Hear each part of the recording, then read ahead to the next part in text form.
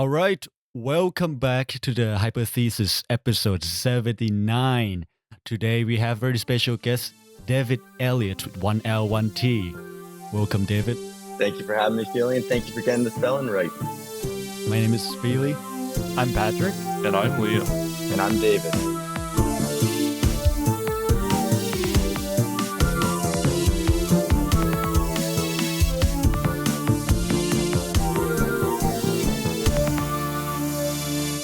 All right, so today we are joined by David Eliot, 1L1T. So he's a PhD student at the University of Ottawa who researches the social impact of artificial intelligence, or AI, and data economies. And he's also affiliated with the Center of Law, Technology, and Society. He's the recipient of the 2022 Pierre Elliott Trudeau Foundation PhD scholarship, that Elliott with 2L2T, by the way. And this basically the Canada foremost doctoral award in social sciences and humanities. And he also advocates for AI and literacy on artificial intelligence and data. Welcome, David. Thank you so much for having me, guys. It's such an honor to be here. It's good.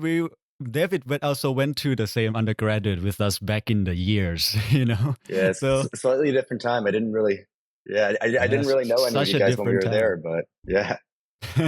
Yeah, small world. Well, to start this episode, we're going to start with a little intro topic before we get into David's life and work. Patrick, I heard you have something. Yes. So I hope to speak more about this in a later episode, but I was at a conference in Spain just this last week, hence why you may not have heard me in the last episode at all. But I was there at an imaging spectroscopy workshop, which is closely related with what I do, but there was a surprising amount of machine learning-based research going on there. So there were a variety of talks using imaging spectroscopy I've talked about before. I'll just briefly describe that. It's looking at spectra produced by different things, whether it's rocks or plants or a variety of other things. And it's at different resolutions too. So we have like a regular camera, which just has red, green, and blue. And then we have multispectral sensors, which are red, green, blue. They might have some infrared or some UV in there. And then we have hyperspectral, or just kind of what you would think of as imaging spectroscopy, where it's just very high resolution, or high spectral resolution at least, data that's being recorded. Now, the interesting thing that a lot of these talks had in common is they're using this high spectral resolution data, and they're trying to analyze it, which is quite complicated. So the number of machine learning applications that were just thrown out was incredibly high. I'd say over half the talks were talking about using something like partial least squares analysis, or principal component analysis, or these different types of machine learning techniques. Definitely not like AI techniques like what you would think of when you think of like ChatGPT, or I think I keep getting notifications for the new Meta AI. It's not quite like that, but these are traditional machine learning techniques where the code is able to essentially minimize some sort of parameter. So for example, in the case of the spectral data, we're trying to minimize essentially the dimensionality of the data. Because when you have these spectra that are produced, whether it's from an orbital satellite or just a single imager, you can have 200, 300, even up to thousands of different bands, and a lot of them are actually redundant. But you need to figure out which ones are redundant, and again, going through 200, 300 or more bands by hand would just be ridiculous. So you can use these different machine learning algorithms to look for correlations between different wavelengths and say, okay, these two are very closely correlated. We'll just compact them into one and say, okay, if we know one changes, the other will changes. So there's some redundancy that we remove. So that was a big thing, was just dimensionality reduction, reducing those 200s of bands or 300s of bands to maybe 4 or 5 that were very significant.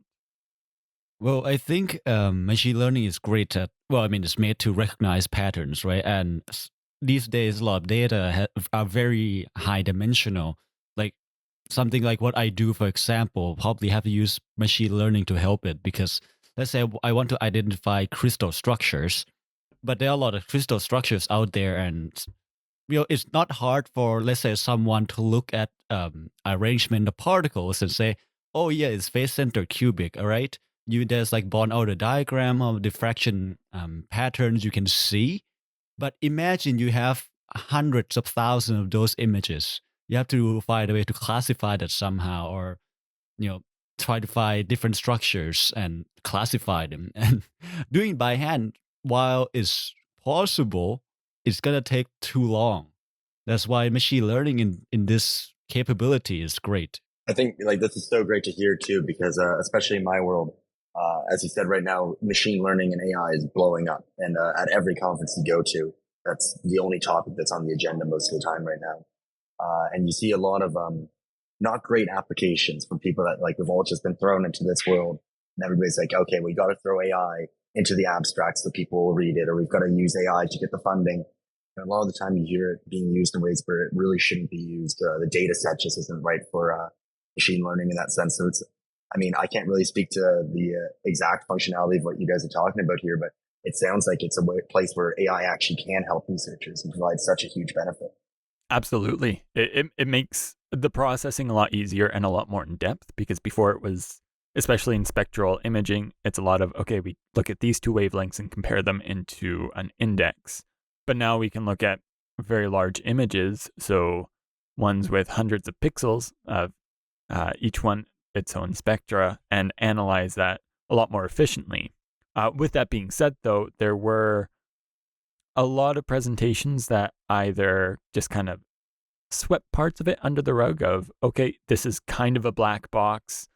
We're still working on trying to get good data from that, or they recognize that, okay, this is a black box. We're still trying to figure out and look at different approaches to avoid that kind of black box effect where you just input something, it will output something, and you're not really sure how it got there, aside from just providing it training data and then validating it. And that's about as much as you could do. So in terms of universal applicability, the methods to develop the at least the training data and the algorithm might be standard, but the actual product itself might be unique to the very specific data set, which I think is an issue not only in remote sensing, but in other fields too. And it's very good to see people talking about that, not necessarily roadblock, but I guess natural fault of using machine learning. Yeah, I think something that's really exciting too, being researchers in this time, is that, as you're saying, like these methods, they're developing, they're going to need to be tailored for each field. So though we understand how to do machine learning, we have the basic mechanisms for doing it, it's right now really exciting, not what I do, but like for, ground level researchers to be building methods that hopefully for years to come will be the papers that are being cited at the beginning of every method section. If I built from this method because it worked. But I think we also need to be prepared, of course, that like most of the methods that we try and do right now just aren't going to work out. And we can't be afraid to publish those failed results. It's important for us all to be able to see that. I think in academia, I don't know in the field of physics if it's as common, but we tend a lot of the time, if you're working on a project and you have this big theory, you've been working on it for a while, and then you accidentally disprove it, you just scrap the paper and say no one wants to see negative results. But I think especially right now, it's really important that we make sure we share what didn't work. Well, I think maybe it's just in the science, but I've seen a shift in publications. Now it's go introduction, results, and then methods. Oh. Yeah, it's become, the results become more important now. But let's say, because if you don't have good results, they don't really care about your methods, right? So they have good results, but when you peruse or scroll through papers, first thing you want to look at is the abstract, what's going on, and then the results. And then if the result is interesting, you want to look at methods. So I think especially the online publications, it's kind of moving towards that format, at least in my experience, in my field. I will just say quickly, Nature's really popular for that, where they have the introduction and then results first. And I've even seen some journals where they do the results first. And a quick nitpick, just because I was at a conference, people do not like to emphasize their conclusions on posters at conferences.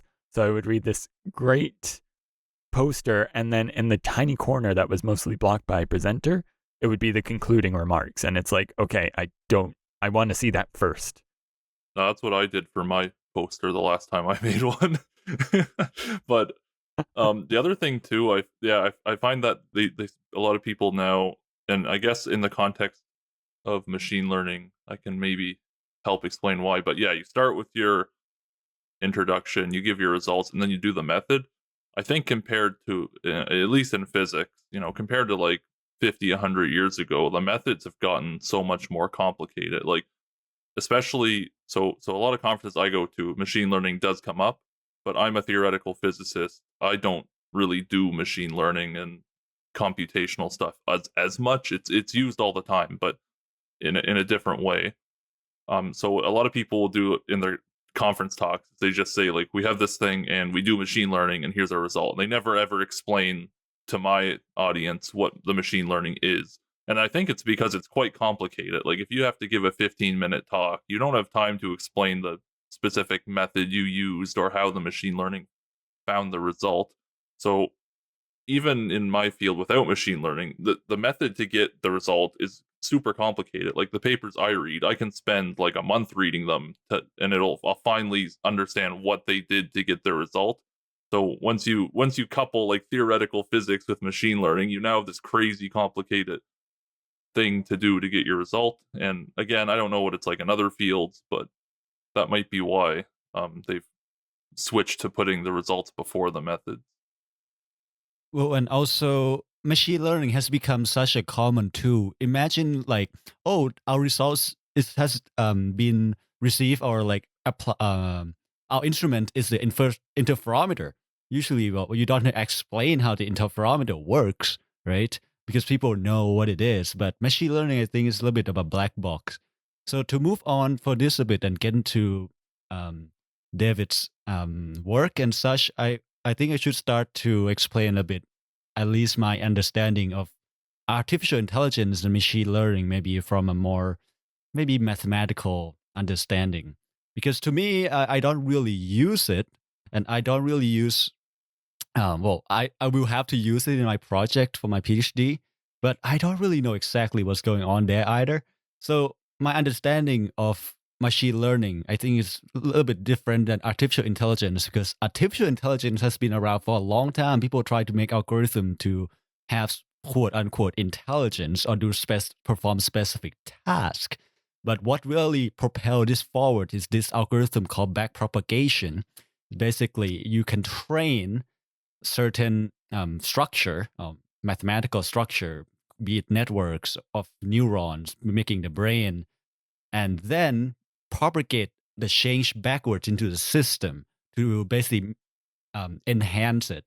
But I know there's so different other learning, other methods of machine learning, like using Bayesian statistics and such to create this artificial intelligence or this black box. And the most popular one, probably the neural networks one, where you can basically mimicking the brains, because even though we know our brain is made of these brain cells, axons and dendrites or whatnot, and just firing electrical signals, in principle we know the microscopic picture of what's happening, but that doesn't mean we understand how the brain works.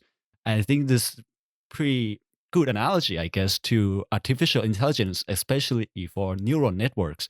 We know exactly what's going on in terms of what neurons firing what number to where, what kind of functions are being encoded between each neurons. But maybe we don't really understand the behavior of this system, even we know exactly what each component's doing. So that's my understanding of machine learning in this modern era, is that there's this complicated high dimensional structures that we create, and we put in data to train it to enhance itself, and basically make a better version to perform specific tasks, be recognizing patterns and such. And then we just use it into new data to classify stuff or perform that specific task. And you can see it in gaming and all other places.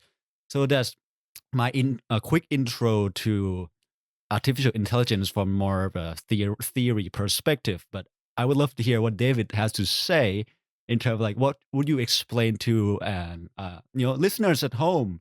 What you would call artificial intelligence? Would you agree if it's a black box description that we had? Yeah, so it's really interesting. The history of AI is really fascinating. It's something that's not that well explored in the public literature right now. So the problem with it is when we say AI, it tends to mean a lot of different things. So a lot of the time right now, when we're talking about AI, what people are actually talking about is deep learning, which is what you were just discussing there, which is back propagation, which is one type of AI. The quest to build AI, for most of it, deep learning was not what we were focusing on. It was actually Minsky, is the name of the researcher. He designed the neural network machine, and it was one of the early attempts at making AI, and it worked really well.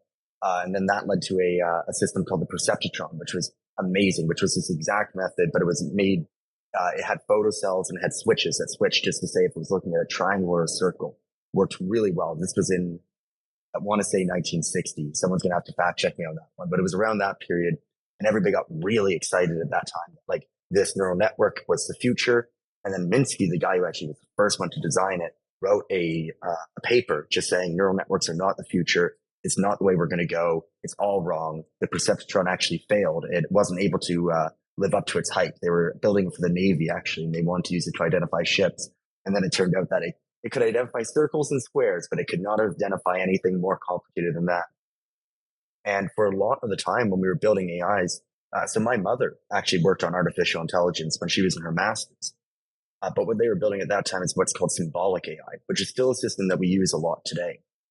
And that's more hard-coded in. So we're making logical constructions of the world around us. We're using logic to say, this is happening and therefore that happens. And you can imagine giant decision trees pretty much. So they were trying to build logical decision trees that a machine could follow to act in an intelligent way.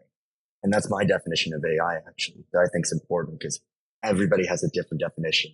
But the one I really like comes from Stuart Russell. It's that a machine is intelligent when it changes its behavior based on its perceived environment to achieve a goal. You have to have the machine perceiving the environment around it.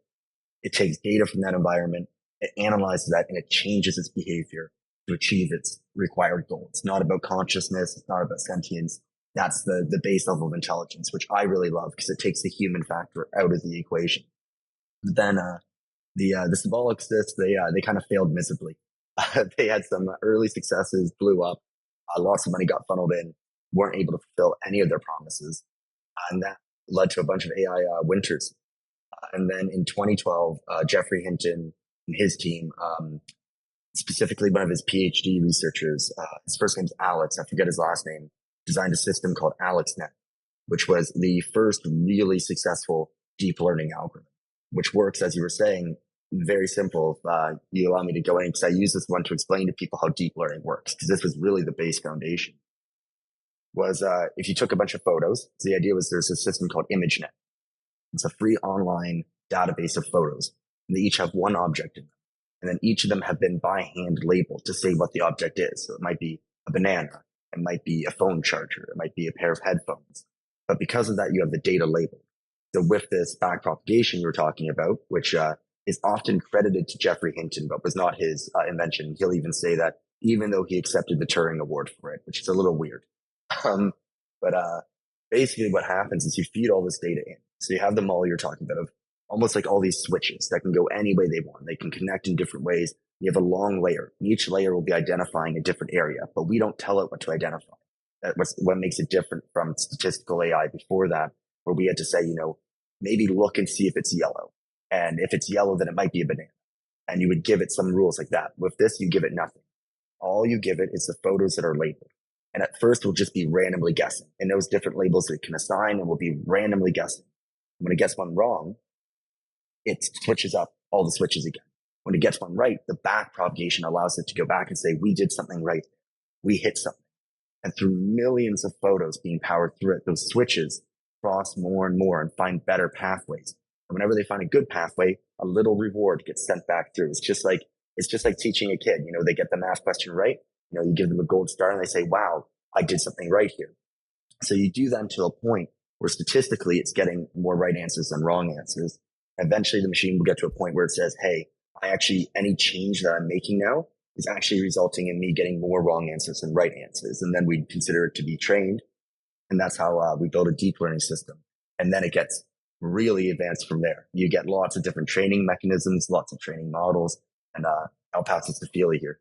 Well, all right. I think we have a brief description of what we mean by artificial intelligence and machine learning. So I want to get into your work a little bit. So you're you got the very prestigious, like probably one of the best PhD scholarship in Canada, which is the Pierre Trudeau scholarship, right? And so you're working in University of Ottawa. The last time I heard was on like the ethics side of AI, and basically partly on like educating the public about what AI does. And one of the things you mentioned, it has to be trained, right? And one of the challenge or one of the big problem is the data. What are you training with, right? Is the data come in ethically? What do you mean data ethically? So can you talk about what is the nature of your work and what you do basically? Yeah. So basically, I got to do a lot of different work. I'm very, very blessed because of my funding from the Pierre Elliott Trudeau Foundation. I get a lot more freedom. So I have a lot of different projects on the go right now. But the main theme of the data and the ethical data is we need to recognize that data is created through surveillance. So you have an object, if we're talking about crystals or something like that, right? You're going in, you're looking at what it's made of, you're surveilling that crystal, you're turning that into data. And at that level, it's completely fine. But a lot of the most valuable data in the world is not about crystals. And it's not about, inanimate objects. It's about people. So we produce data by surveilling people, and we produce data about people by doing that. So especially as we're trying to use AI to navigate society more, integrate it into more and more systems, we're producing a lot more surveillance of people. So we really need to think about how we feel about that. Because, when you're surveilling someone, you open up problems with the right to privacy, the right to security.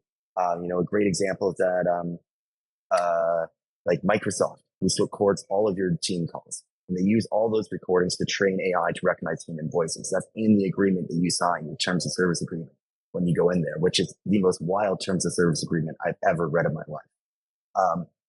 So right there, you start having questions about, well, now they're taking my voice. We actually have questions about, is that something I should have a right to? Should I have the right not to do that? Because right now, if I say no, I don't get to use the service. But should that be like an inherent right there? Because now Microsoft's storing that. I'm saying something very private in my Teams call. What if that gets leaked? What if Microsoft gets hacked? There's a lot more room for my vulnerability there. And then it goes even further. When we start looking at, search history. And we start looking at now, we're starting to have what we call ambient computing devices, which are AI-driven devices that create computing all around us. And that means constant surveillance of everything you're doing that can be linked back to you. It can be used by bad actors, bad governments. So basically, what we have is something very new, which is machine learning, artificial intelligence. And one of the problem, I think, from what kind of implied from your description is that there's no legislation that govern this as right at this moment, right? It's like, well, how do we know it is something new? Is something new that's really popular, and we don't really know exactly how to govern it, right? Like, what does it mean to what is freedom of speech? What is right to privacy?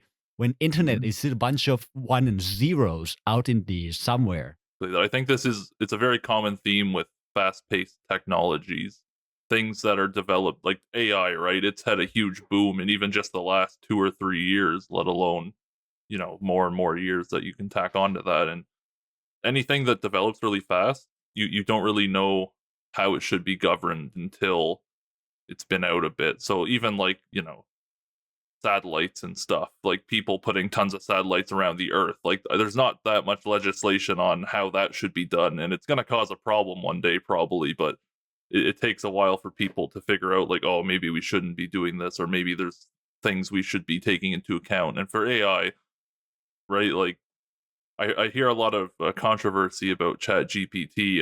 It takes these I forget what they're called, but they're the AIs that make art, and they take a lot of art that already exists on the internet from other people, and they use that in their data set to create it. And it's like, is that copyright infringement? But there's a lot of problems with it. Yeah, and like that's a great example. I'm gonna put it together a little bit. So basically, I want to make it clear too. So David, you're studying sociology. Basically, it's the for the layman term for me, it's like it's study of people, behavior of people. But psychology is the behavior like each person, individual. But sociology is people. So how's that work come into AIs and informing and all this stuff? Is to me sociology sounds more like how people behave and such. Why is it that why is it AI or artificial intelligence and machine learning is a part of it, and how can it help inform the legislative structures and such? Yeah, I think it's a really important question. I still call myself a sociologist. I'm not in a sociology department right now, and my work's very interdisciplinary. I work between economics, law, sociology, criminology. So I'm quite the mutt of an academic right now. But when I think about sociology, I think of it as it's a study of social structures. So what we study is, right now we have this little group. Actually, we all went to St. of X. St. of X is a society. You have a bunch of people come together, and within that, you build structures. You build ways of understanding, rules in which you live in. Some of those structures are very formalized. We write laws to build social structures. So what we do in sociology is you can look at the social structures on a micro scale, like what are small island communities like. You could look at the global society and try and look at those structures, which are so complex, it's hard to make any generalization. So when I look at AI, what I'm looking at is actually the social structures that we're building, which is one of the reasons why I think AI is so different when we talk about this technology coming in so fast. It's different than the satellites we were talking about before. Because we're currently building these social structures, whether or not our politicians are or not, that are becoming accepted, that are becoming ingrained in the way in which we live our lives. So, some of this data collection process. So right now, ChatGPT, these AIs are becoming very ingrained in the way we do work. So now if a government goes back and says, well, that's not allowed, that is going to go against these massive social structures we've built, these economic structures, political structures, ways of understanding what our work is. So actually going back from that becomes very difficult, which is why it's so important to lay good foundations and good groundwork right now. And to transition a bit more into what I actually work on, what my research is I actually look at data as an economic resource. So I try and understand how we actually build the economies of buying and selling data and where the value of data comes from to train these systems.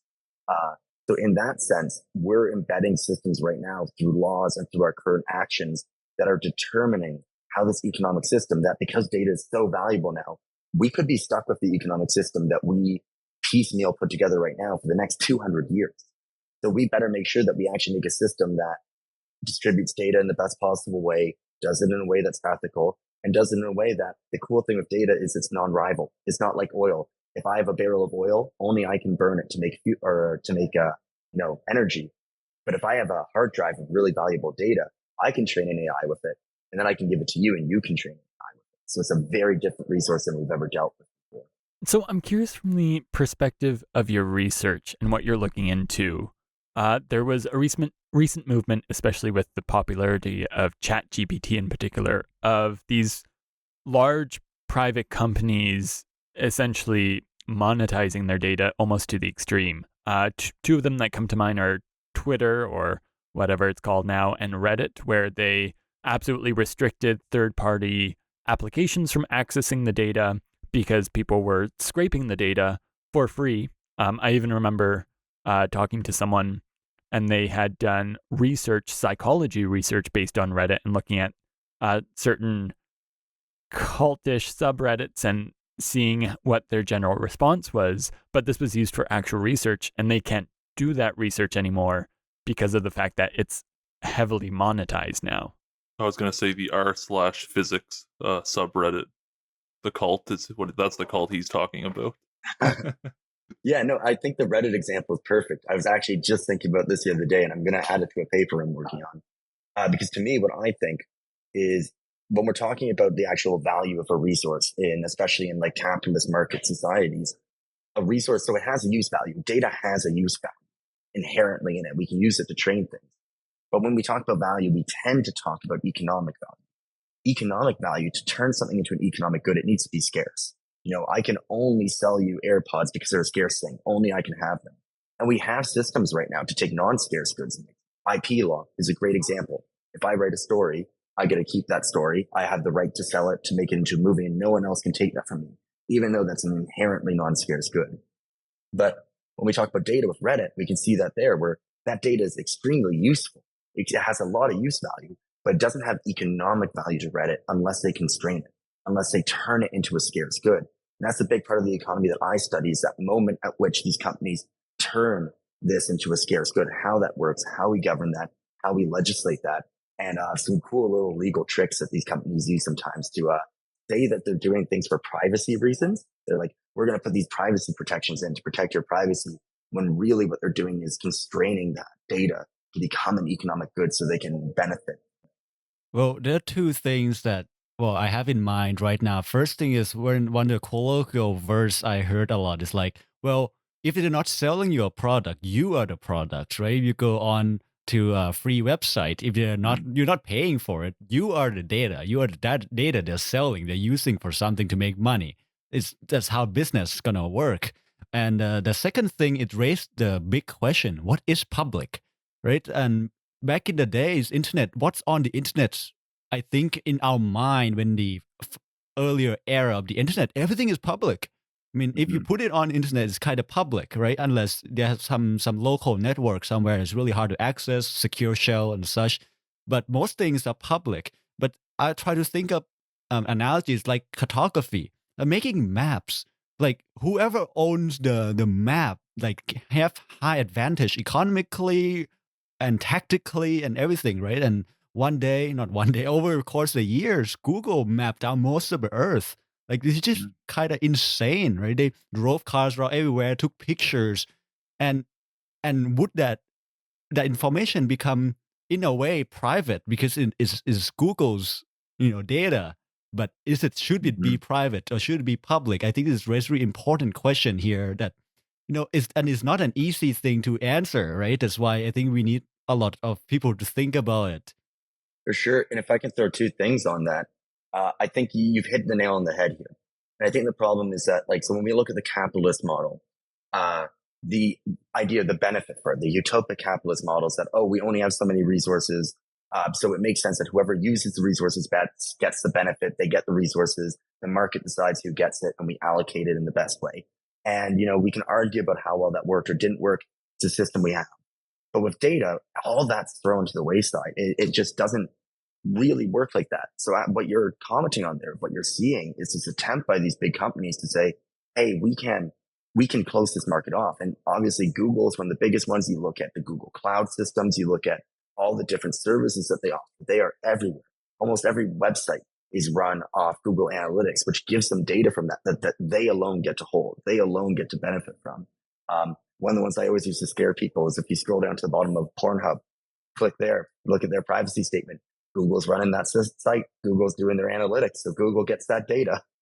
But we see that is they get to collect all this massive amounts of data. So one of the big questions I think we as a society need to ask is, this is a cool resource that can be much more freely distributed right now. It can't be fully freely distributed because I don't want my messaging data. I don't want my personal search histories being sent out to the world. I don't want all that stuff, but we need to find a line. I think of where data as a resource can be better distributed. And the big threat right now is that we're just going to repeat problems of the past of letting large tech giants, large profit hungry corporations who will say we're doing this for your best interest, really just enclose this market, build digital enclosures, and make the internet, make the AI revolution a privatized revolution instead of being a social one. Well, I think one of the most important thing is the distinction between consent and informed consent.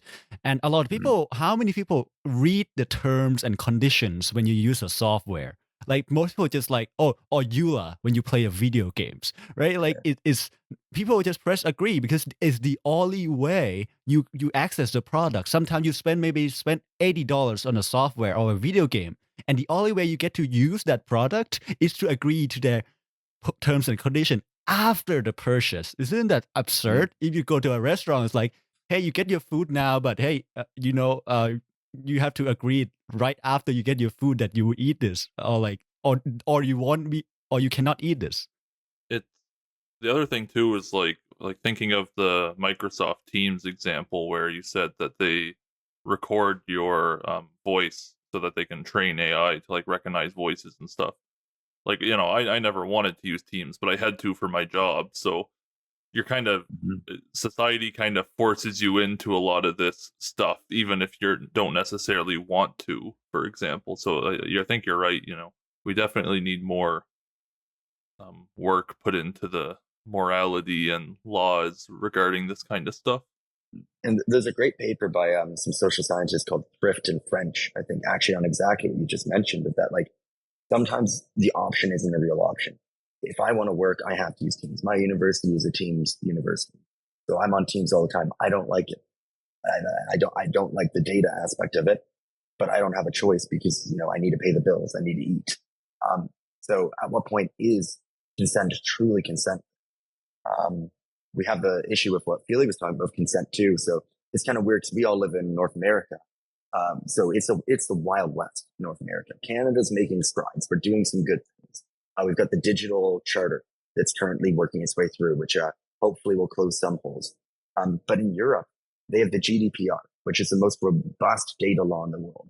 They also have the AI Act, which I think just got enacted a couple of weeks ago. So the GDPR actually says that when you go to a website in Europe, you will get the little, do you accept these cookies? This is the data we are collecting. And if you reject it, they cannot deny you access to the service, which is something that we should all be doing. And it's kind of started floating a bit more into Canada, but we need to go further. And one more point on this is I think a proposal I've heard thrown out, I think the GDPR does this a bit, but it's that we need plain language, short bullet point descriptions of what that data is going to be used for. So I can see it. I can make an informed decision right away. Because right now I read my terms and services. I'm the idiot who does that, and it's not good for my mental health. Some of them are just terrifying. But it would be nice for the average person to see, this is how this company is going to use my data. I don't like that. Yeah, I feel like I should start reading the terms and services now. I think that's the take-home message from today. And the other thing, yeah, I did notice that the last time I was in Europe, that every single time you go on a website, it's like there's cookies. Do you agree to them or not? I sometimes I click yes, sometimes I click no. It depends what website and how I was feeling. But Patrick, did you notice that in Spain? Was it the same thing there? Yeah. Yes, it was constant every Which, website. like, it's one of these things where it's kind of annoying, but it's extremely important, I think, that we have this kind of stuff. Just one quick comment on that. It's nice that it's happening, and a lot of these companies are lazy, so they're actually implementing them in North American websites as well, just so that's across the board. And so legislation from one area is spreading to another, even without having solid legislation. Even though Canada's making great strides, they're just doing a blanket coverage, which is almost preferable in this case because it does give us the opportunity to reject those cookies, for example. Yeah. Well, there's this security to obscurity that's company kind of use. Like if you put legal jargons, long legal jargon, people don't want to read that stuff, right? And I think it's come to the point of like, well, we need to educate everyone. Like everyone needs to know. It's like, everyone know how cars, what are the road rules, right? Which 100 years ago be very different with horse and buggy, right? Now we have traffic lights, and you explain your kids what traffic lights are and how they work, and and now you explain a bunch of things in society. And to me, machine learning AIs and these structures have become so fundamental to our daily life that we really need to be educated about this so we know exactly what's going on. Maybe not at a technical level. People don't need to know how satellites work, right? Or exactly how GPS work, but you should know what it does and maybe the what's the fault or downside of your technology. Yeah, I'd love to touch on that, on like the public dissemination of knowledge there. One thing I want to hop on, which I think is important for this current political moment we have. I'm going to go, I know this is more of a physics podcast, but we'll go a bit into political science here. See, Europe is really good at passing these laws, and they've been the forefront of it. I was very fortunate that the Pierre Elliott Trudeau Foundation paid for me to go to Brussels, actually, to go to the European Commission, the European Parliament, get to meet with them, find out how their system worked, which was amazing because I'd studied it in university, and I'm like, I know all about this. And then I got there and I'm like, I know nothing about how this works. But it was really cool because the way they do it, the way they pass bills that are Europe wide, is they actually tend to start. So in Canada, we'll have, we'll start usually in the House, then it will go to the Senate, back to the House. They both pass it, and then it goes to the bureaucrats to enact the law. In Europe, they have the European Commission, which is collected by this massive group of intellectuals, academics, the best in their field. And that's where the legislation actually originates from most of the time. So they say, hey, we see this problem. So they identified way back 2012 or even earlier that like the data was a problem. They saw what Facebook was doing. They saw what Google was doing. These academics said, hey, the general population doesn't know about it yet. They're not educated enough to ask for this right. And therefore their politicians they elect to represent them aren't going to be asking for this. So they drew up the GDPR. They drew up these laws, and then they go and give it to the parliament and say, and the European Council, it's 3 systems here, and they come on and say, we need to pass this. And then they convince the parliament and the council, and the 3 of them agree on a final framework, and then it goes from there. But yeah, I think that's a really good system for being able to preemptively avoid these problems of having the experts design the solutions. So on that, then, well, here's probably the most important question for the listeners. So if you are a normal person who doesn't know about AIs, artificial intelligence, what resource or where could I go to learn enough to be informed and know about this? Like, is there a place where I can, hey, you know what, go to this website. It will teach you all you need to know. Or is there a book, or is there where should you go? I mean, I don't have an idea. I researched through this to like academic perspective. I wish I could just push this on you. I just finished writing my first book, and that was the idea, was to, provide this knowledge for people in a fun way for them to read it, get the base level they need to understand AI and advocate for themselves. It's not out there yet. So I can't push that, but look for artificially intelligent, very human story of AI on shelves, hopefully in the next year. But other than that, there are some great resources out there. And I feel like this is the biggest problem. That's why I do a lot of AI activism, a lot of AI literacy work, is because I feel like a lot of people, when they hop in and they hop into this world, what ends up happening is they get sucked down either the AI doomsday scenario, and they see all that in the media, or they end up seeing the crypto bros turned AI bros who just, throw like ChatGPT is going to solve all your problems. You need to know, if you aren't using these 10 prompts, you're screwed. I don't even know why you're working. My number one recommendation for people, the number one book, which I love more than anything, is Stuart Russell's Human Compatible. It was one of my family starting points. It was written more for academics, but it's a popular press book. So it's written in pretty plain language. And it was kind of, he's one of the godfathers of AI. It's a bit of an, oh God, what have I done book. It was written before the big boom, before what we're seeing now. And it was a bit of a warning shot of saying, hey, we did this and this is coming. And here's how it works, so that maybe you social scientists can and politicians might be able to do something to help a bit. So I recommend that book to everybody. I think that's the number one best resource you can do. Crash Course, the Green Brothers, they've got a great series on artificial intelligence, amazing walkthrough. I think the guy's name is Jabril. Amazing educator. He's an AI programmer himself. So they walk through more of the technical side of how it works. And I think those 2 resources right there, I don't want to inundate people with too many. Amazing. If you want just the history of it, again, very direct history, a brief history of AI. I can't remember who the author is. He's in Oxford or Cambridge, one of the 2. I will be giving a very brief history of AI for our story today. Oh, amazing. I'm excited. Yeah, so I think it's important to recognize, like, in our daily life, even though we don't think we are part of the AI's movement or how it evolved, like we are the data. You walk around and we are. So in your opinion, do you think that the AIs are, well, what do you call it? Are leading us to apocalyptic path, or some more like it's just a tool. It's like you invent a shovel or you invent a weapon. It can be used as a weapon, or you can use it to keep peace, or you can use it to wage war. So what's your view on AI in general? So where does it stand for you? Is it gray? Is it black, white? Where is it? I think we're heading into an AI revolution. There's no denying that. And I think it's much better drawn to the Industrial Revolution. So when the Industrial Revolution came around, so actually to go back a bit, AI is not going to kill us. It's not going to become sentient. It's not going to do any of that. artificial general intelligence, in my opinion, is a big red herring. There's some really interesting work being done on actually where that narrative came from and whether or not that's actually planted by certain industry groups to take regulatory resources away from the real problems that we have right now with monopoly. That gets a bit conspiratorial, but the work is there. It's really interesting that's being built there. What I'm more afraid of is how we implement AI. I think that the way in which our systems come into play are much more scary. And I think, like the Industrial Revolution, although it led to a lot of the great things that we have now, you look at those early days, the first 50 to 100 years of the massive unemployment that came with it.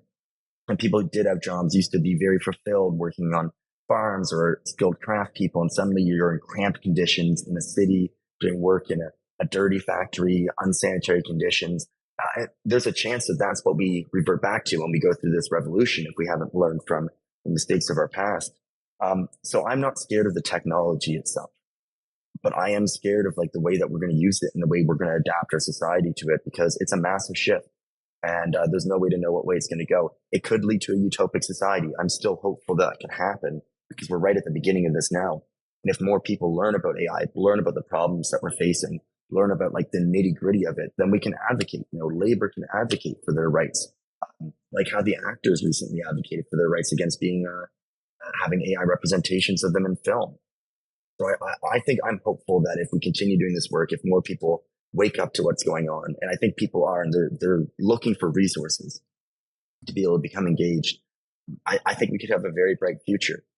But I also think it sadly could go really bad. I think one of the differences between now and the Industrial Revolution example too is that there are way more resources now and information travels so fast. Like, you can go on YouTube and search up like AI ethics and stuff, and you have to be careful because there's probably some bad videos that aren't quite the truth, the doomsday stuff, and then there's people who are really educated on the subject trying to kind of spread the knowledge, right? So yeah, I guess it could go either way. Well, there is this issue of misinformation. It's just, I think, which is like one of the biggest modern issue, and especially with the AI coming in, like we can't trust images anymore because the doctoring images are so easy. I've been using a little bit of Adobe Firefly, which is Adobe basically has this like, oh, you can circle this brush, this part of the photo, and replace it to whatever you want. And it's really good, or it's the AI is just made for like professional photography, right? And I'm impressed by it, but I can also see in hands of bad actors that is very dangerous. Yeah. So actually, my undergraduate research, which finally is being published, I got it into a book right after before I was done undergrad. They were like, you wanna put it as a chapter in this book, and that was now 4 years ago, and it comes out next month. It's called Fanning the Flames. It's by Manchester University Press, or the series is Fanning the Flames. It's on radical right-wing populism and climate change. And actually, this topic is how I got into this. I got into AI. I was originally researching the radical right. And then I learned about a program which could write like a human, which was GPT-2. So I just saw the same thing everybody else saw of ChatGPT. I just was lucky enough to see it a couple of years earlier. And my first thought was, people were like, oh, fake news. My first thought on what this paper is on is actually the bigger threat, which is we're already seeing it, is artificially generated academic papers. Because if it can pass peer review, if it can train itself to get past peer review, which we are seeing it can, we've already seen examples of fully AI papers, to my knowledge, that have been able to get past peer review systems. With fake news, we have something to fact check it to. There's a news reporter, but they're getting that information from someone. They're the downstream of the mediating institutions.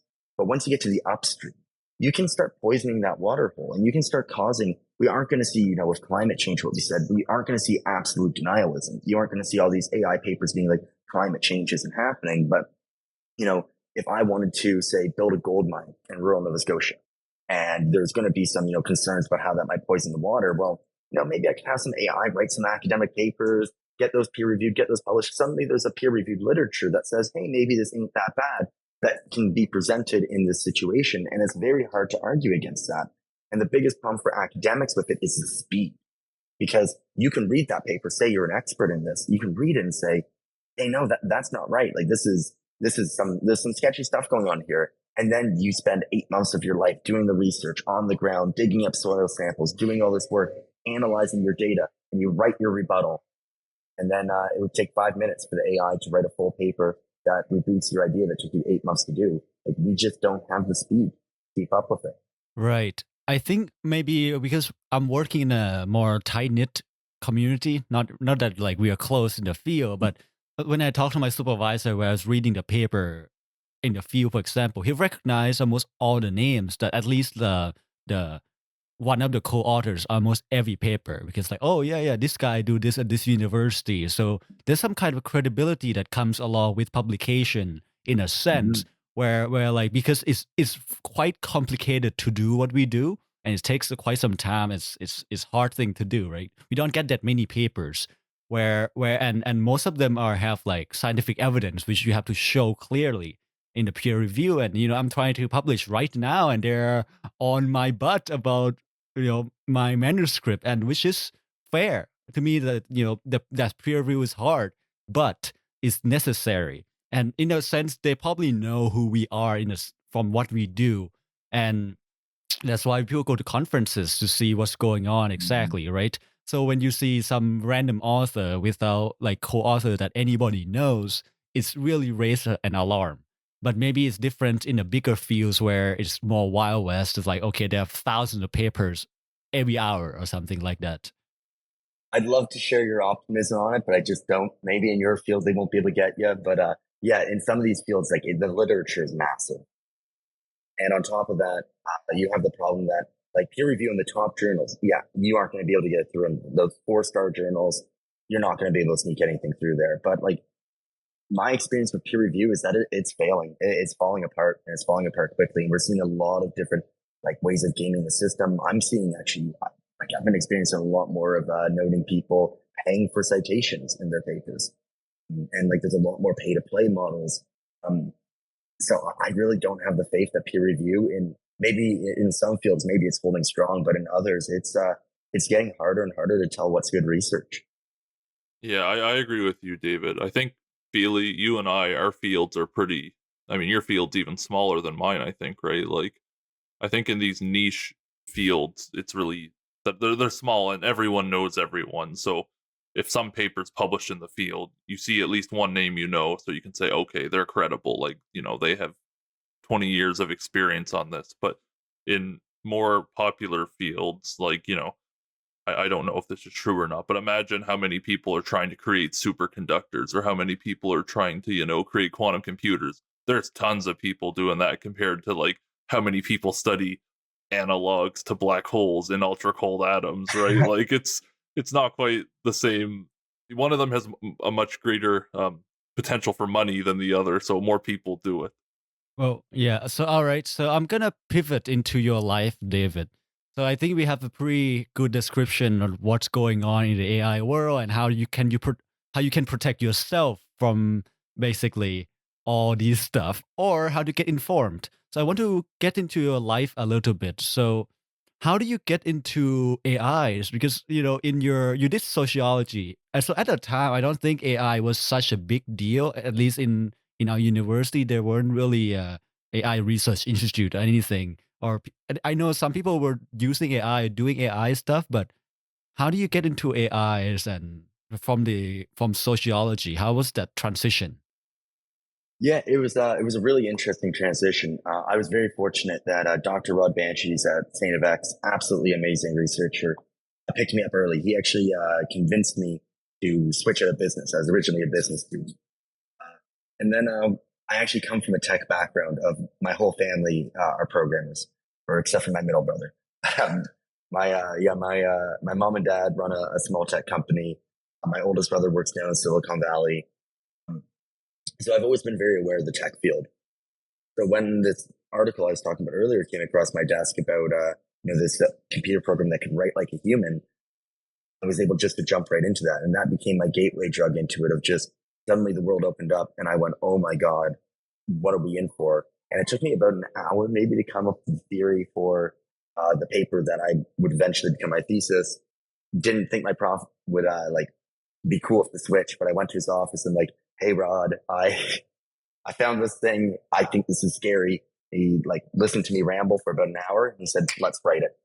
And then we had applied for our first conference like maybe a week later to try and present this at a conference, and things just rolled from there. Everything switched. But you're right, it wasn't a big area, and I was so lucky that he had the faith in me to allow me to lead the charge because he knew nothing about this area, and he really allowed me to kind of develop and grow like that. When I went to do my master's, I was supposed to go to the AI Institute in Amsterdam, but then COVID changed that plan, unfortunately. I ended up at Queen's University in Kingston. Me and Philly both went to Queen's too. There was a bit of pushback when I was there. I had multiple professors when I sat down to be like, would you work with me? That were like, I don't really think AI is it. I think it's just a fad. Or like some would be like, but like we can't study something that hasn't been invented yet. And I'm like, no, it's real. It works. Like it's everywhere. You just don't see it yet. And then I got really lucky. I worked with David Murakami-Wood now, who is just a living legend of the field of surveillance studies. And it turned out to be the perfect place to do my work. And again, I feel so blessed that he's given me so much freedom to explore artificial intelligence, although it isn't his specialty, but now even he's writing about it. I've been really lucky that I've had a lot of support from some really great mentors, friends, and professors.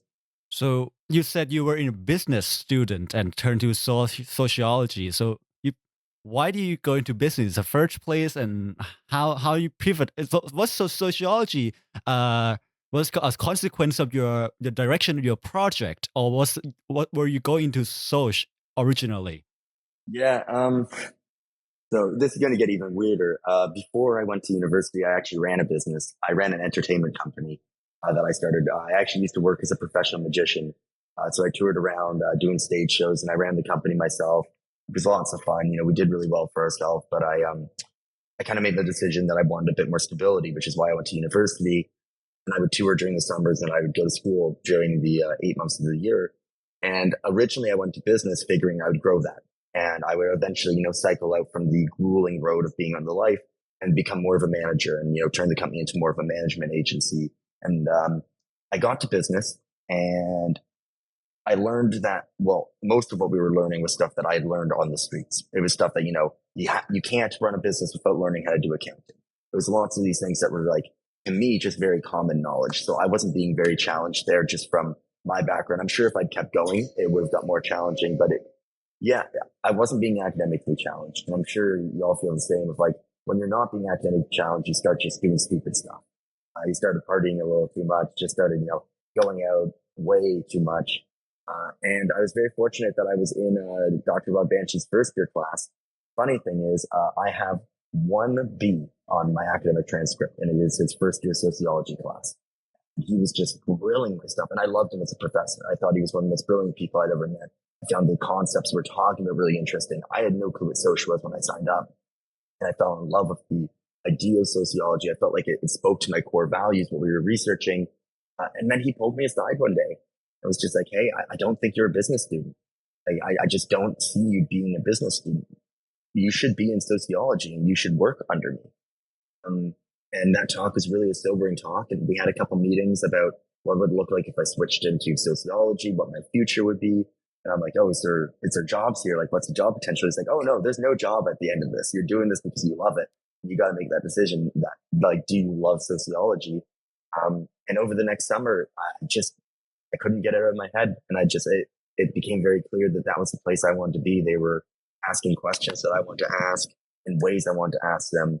And it just felt like, getting to be an adventurer into this weird world. And I've never looked back on that decision. And luckily I've managed to turn into a nice job for myself. So I'm very happy about that.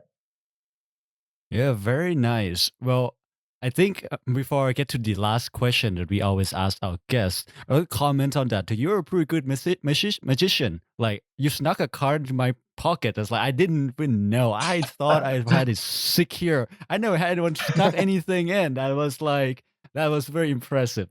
So, yeah. Okay, so the very last thing I ask our guests usually is the hopes and dreams. So, where do you see yourself? I'm not talking about 5 year, 10 years, or like in terms of your life. You see yourself being educator, professor, or you want to work in industry, in tech? Like, who you see yourself being in the future? Who do you want to be? What are your hopes and what are your dreams? I'm going to be honest. My answer to this might be a bit weird.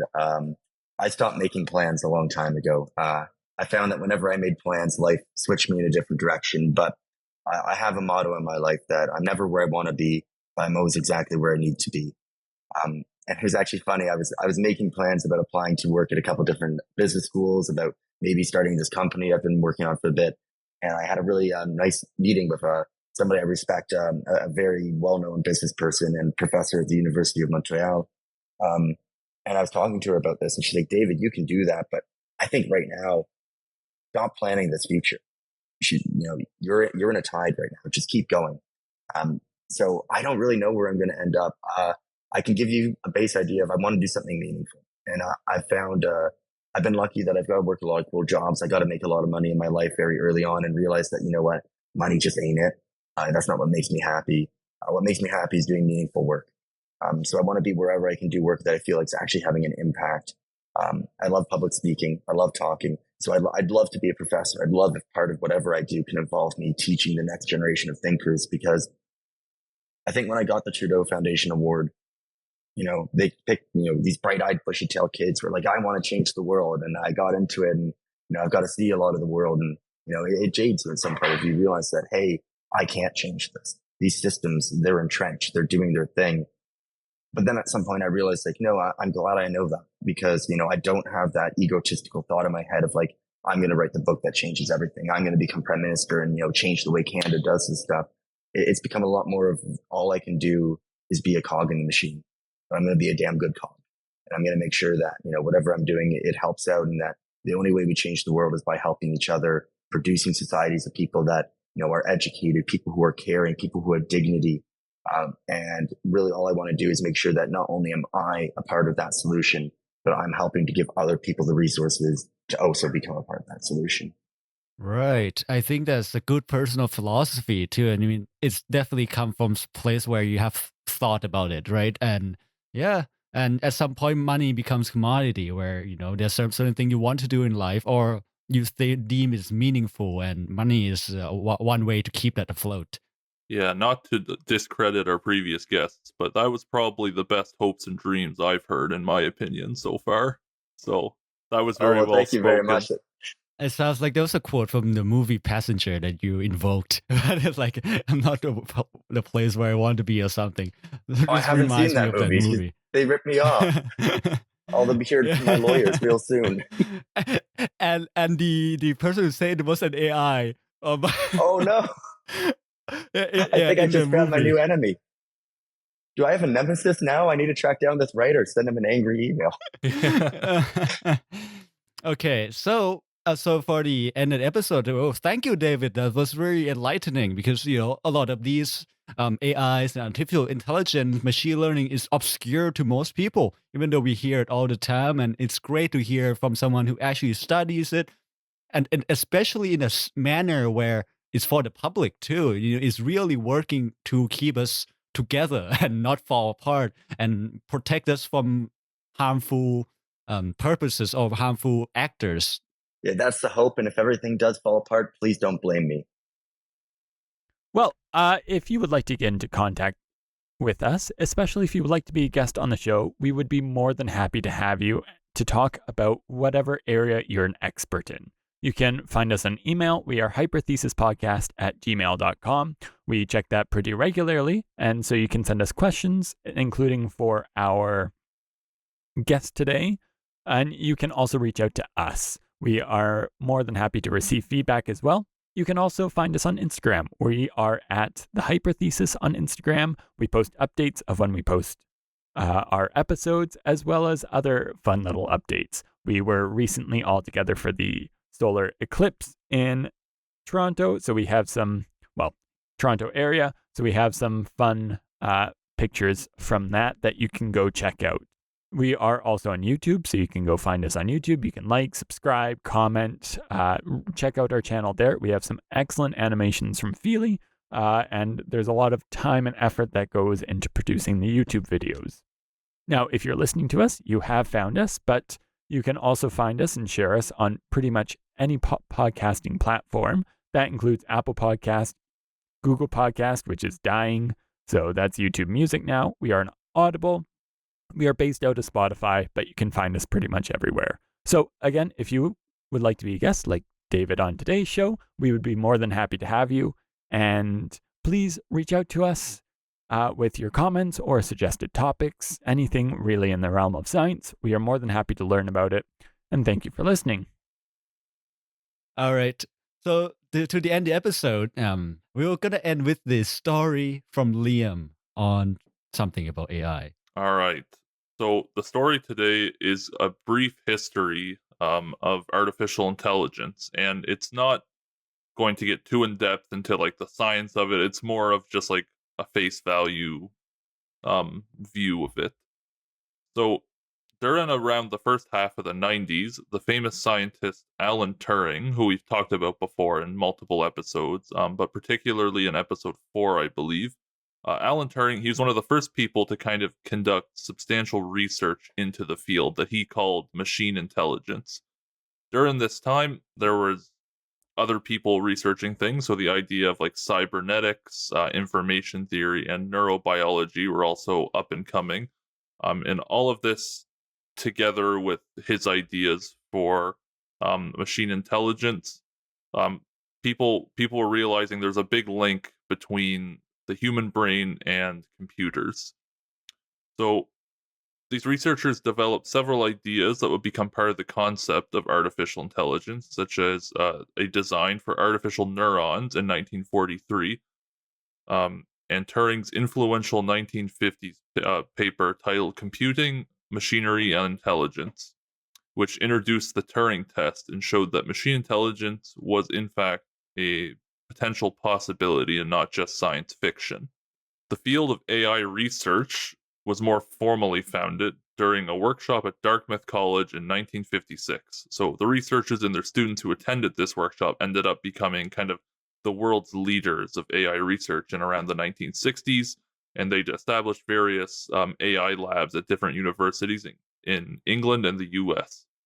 And the kind of the newspapers, when they wrote about these things, they wrote that their programs that these researchers were developing were astonishing.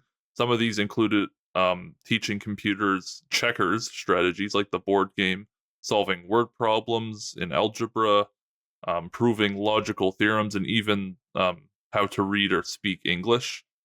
Although, again, this was very basic compared to what we have now with ChatGPT and whatnot. But it was happening. So the researchers in the 1960s and 70s believed that they could eventually succeed in creating a machine with general intelligence and set this as the main goal of their field. A political scientist named Herbert Simon, he predicted with a quote, "Machines will be capable within 20 years of doing any work a man can do," end quote. That's not quite true, but we're getting closer every day. And additionally, Marvin Minsky, who David mentioned earlier, agreed with this. Although, again, this is not quite the truth, and it didn't happen in 20 years like he predicted, and maybe it won't happen, but artificial intelligence has come a very long way since then, and they definitely underestimated how complex the problem would be. So, Minsky's famous book, which David mentioned, Perceptrons, was actually perceived by some as proving that artificial neural networks would never be useful for solving real world tasks, thus discrediting the approach altogether. And I've never read the book. I don't know how true that is, but partially because of this, in 1974, both the US and British governments simultaneously cut off exploratory research. And it was also for other reasons too. It was in addition to the criticism of Sir James Lighthill, who was an applied mathematician, and ongoing pressure from US Congress to fund more productive projects, as they called it. So it's the famous, what real world value does this have when you're doing research? That question. It seemed that after about 20 years of artificial intelligence research, around this time when the US and British governments cut off funding, people began believing that artificial and neural networks would never be that useful for real world tasks, which isn't the case. We know that it's very true today that neural networks are extremely useful. So this period of lack of funding was known as the AI winter, where scientists really struggled to fund their projects into artificial intelligence. Eventually, however, in the early 1980s, AI research kicked off again, and was received with it was revived by the commercial success of some expert systems. There was a type of AI program that was that simulate the knowledge and analytical skills of human experts. So by 1985, the market for the artificial intelligence had actually increased a bunch. It reached over $1 billion, and due to competition from Japan, who was putting a lot of money into the field, the U.S. and England were again pressured to restore funding towards AI research. Unfortunately, only 2 years later, there was another collapse of AI funding, and a second, longer AI winter began. So there's a lot of ups and downs in the history of artificial intelligence research. Around this point, some researchers, so around 1987, some of these researchers started to doubt that AI could actually be used to imitate all the processes of human cognition, especially perception, robotics, learning, and pattern recognition. And focus began to shift towards methods which handled solving problems by using incomplete and uncertain information, by making reasonable guesses rather than exact logic. So originally, the AI research was a lot about like the connection to the human brain and logic. And it kind of shifted more towards um, likelihood and statistics a bit more, I think. This important development called connectionism this important development was called connectionism. And in 1990s, the computer scientists Jan LeCun, I'm sorry if I pronounced that, successfully showed that convolutional neural networks could recognize handwritten digits, which was one of the first of many successful applications of neural networks based on AI. Partially thanks to this, AI gradually restored its reputation in the late 1990s and began finding great use and application to solve specific problems. This narrow and formal focus, opposed to the previous more logic-based focus, more widespread logic-based focus as before, really allowed researchers to produce verifiable results and collaborate with other fields of science, which greatly further helped develop interest into AI research. By the 2000s, solutions developed by AI researchers were being widely used in many different fields of physics, or not just physics, science, sorry. Although researchers would actually rarely say the words artificial intelligence in their papers. Different researchers in actual artificial intelligence, so developing the artificial intelligence and not just kind of using it to solve other scientific problems, they no longer thought that the original goal of creating AI was being pursued. It kind of shifted directions more towards solving individual problems instead of developing kind of a more general AI. So they developed the subfield in 2002 of artificial general intelligence, with kind of the goal of creating versatile, fully intelligent machines. Deep learning, which we talked about a little bit today, / machine learning, algorithms began to dominate the industry benchmarks in 2012 due to hardware improvements like faster computers, better graphics processing units, and cloud computing. And additionally, these machine learning and deep learning, because of the huge amounts of data that were becoming available around then, deep learning and machine learning really benefited from that. The success of deep learning led to an enormous increase, again, in the interest and funding into artificial intelligence. And the amount of machine learning research measured by total publications increased by 50% from 2015 to 2019. Related to what we talked about today with David is that in 2016, issues of fairness and misuse of technology began to be addressed, and publications in this area vastly increased. Funding became more available in that direction, and many people began focusing their careers and studies in this more ethical direction, which is a now very serious area of study, as we know after talking to David today. Finally, in the late 2010s and early 2020s, there's been a huge amount of progress made in artificial intelligence and applications of it. which have become greatly more available to the public, like ChatGPT being a prime example. It can have full discussions, it can answer questions with surprising accuracy and very fast speed. And there's these really good AI art programs which you can put in, draw me a cat, and it draws you a really nice cat, for example. Um, so in 2022, roughly $50 billion was invested by the United States alone into artificial intelligence. And about 20% of new United States computer science PhD graduates have specialized in artificial intelligence. This kind of makes sense because it's such a booming industry, and there's about 800,000 AI related job openings. Sorry, in 2022 there were about 800,000 AI related job openings that became available. So you can imagine other parts of the world there's even more as well if you add them together. So the gist of it is that AI started off around the 1950s, and it's already in 70-ish years. It's had such a huge impact on society already, and it's going to be interesting to see how it develops in the future. All right, thank you, Liam, for the story for today, and thank you, David, for coming. It has been great. I'll see you guys next week. Yes, thanks, David. See you, everyone. And this has been a lot of fun. So thank you again for having me.